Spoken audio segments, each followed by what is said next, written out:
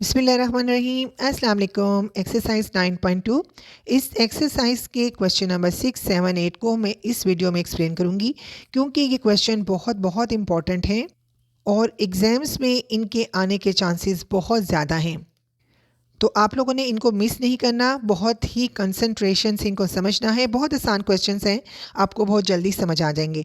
तो सबसे पहले हम क्वेश्चन नंबर 6 स्टार्ट करते हैं।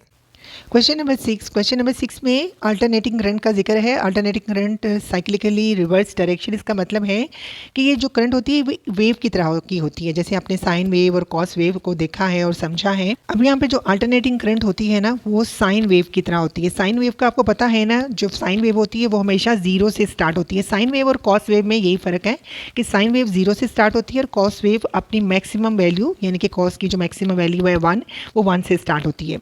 जो हमारे घरों में एक अल्टरनेटिंग करंट होती है ना, वो साइन वेव की तरह की होती है, लेकिन ऑब्वियसली इसका एम्पलीट्यूड जो होता है वो बहुत ज़्यादा होता है।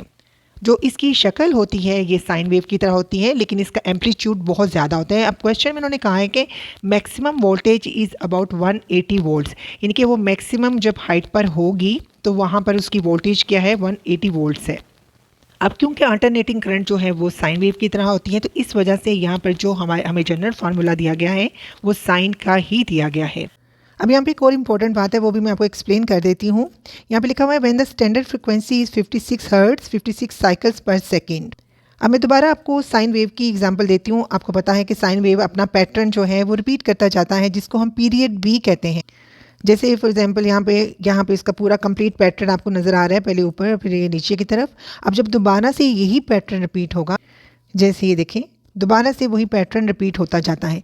तो जब हम बात करते हैं फ्रीक्वेंसी की, तो फ्रीक्वेंसी का मतलब होता है कि एक सेकेंड में अल्टरनेटिंग करंट जो है अपना ये वाला पैटर्न एक सेकेंड में जितनी दफ़ा कंप्लीट करती है उसको फ्रीक्वेंसी कहती है। जैसे यहाँ पे 56 साइकिल्स लिखा हुआ है ना, तो इसका मतलब है कि ये वेव इतनी तेज़ है कि उसने 1 सेकेंड में 56 इस तरह के पैटर्न्स बनाए हैं एक सेकेंड में।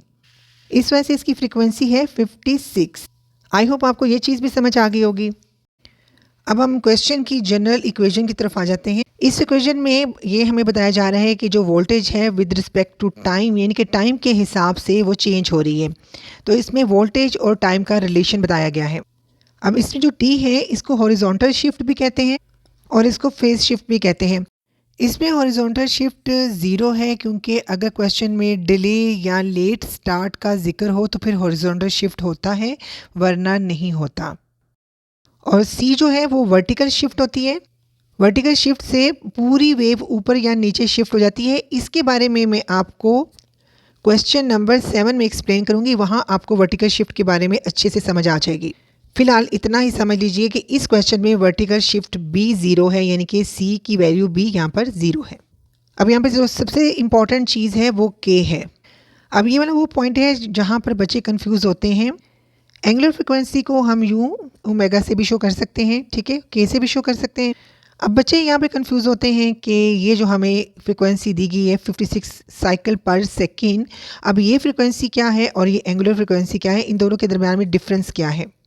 अब मैं आपको छोटी सी एग्जांपल से फ्रिक्वेंसी और एंगुलर फ्रिक्वेंसी के दरमियान में डिफरेंस समझाती हूँ।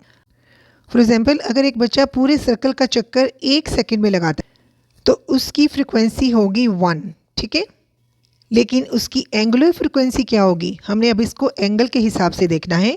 एंगुलर फ्रिक्वेंसी होगी इसकी 2 पाई। और अगर वही बच्चा एक सेकेंड में अगर वो 5 चक्कर लगाता है इस सर्कल के, तो उसकी फ्रिक्वेंसी होगी 5, लेकिन उसकी एंगुलर फ्रिक्वेंसी क्या होगी, 5 को आपने 2 पाई से मल्टीप्लाई करना है तो उसकी एंगुलर फ्रिक्वेंसी 10 पाई होगी। आई होप आपको इन दोनों फ्रिक्वेंसीज़ के दरमियान का डिफरेंस समझ आ गया होगा इंशाल्लाह ताला। अब एंगुलर फ्रिक्वेंसी का फार्मूला आप ये वाला भी पढ़ेंगे 2 पाई एफ, और आप ये वाला भी पढ़ेंगे, दोनों फार्मूलाज ठीक हैं। तो चाहे आप ये वाला फार्मूला इस्तेमाल कर लीजिए, उसके लिए आपको टी फाइंड आउट करना होगा इस वाले रिलेशन से, और चाहे आप डायरेक्ट इसमें एफ़ की वैल्यू पुट कर दें, क्योंकि हमारे पास ऑलरेडी एफ़ की वैल्यू है तो मैं डायरेक्ट पुट करने लगी हूँ।